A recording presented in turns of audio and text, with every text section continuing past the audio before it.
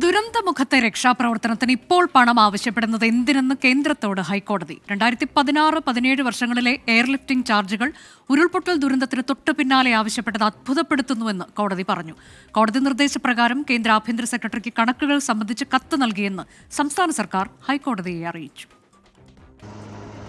ദുരന്തമുഖത്തെ രക്ഷാപ്രവർത്തനത്തിന് 132 കോടി രൂപ കേന്ദ്ര സർക്കാർ ആവശ്യപ്പെട്ടതിനെതിരെയാണ് ഹൈക്കോടതി ചോദ്യങ്ങൾ ഉയർത്തിയത്.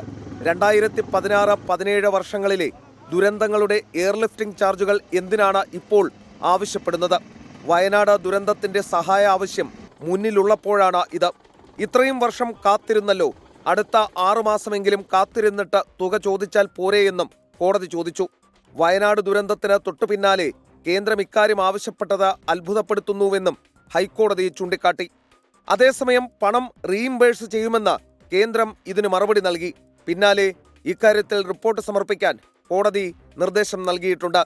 ഇതിനിടെ 181 കോടി SDRF-ൽ ഉണ്ടെങ്കിലും മാനദണ്ഡങ്ങളിൽ മാറ്റം വരുത്താതെ വിനിയോഗം സാധ്യമല്ലെന്ന് സംസ്ഥാന സർക്കാർ അറിയിച്ചു.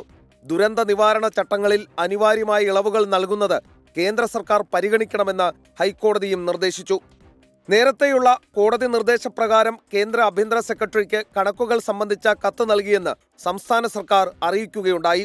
എന്നാൽ കത്ത് ഔദ്യോഗികമായി കിട്ടിയിട്ടില്ലെന്നായിരുന്നു കേന്ദ്രത്തിന്റെ മറുപടി. എസ് ശ്രീകാന്ത്, 24, കൊച്ചി.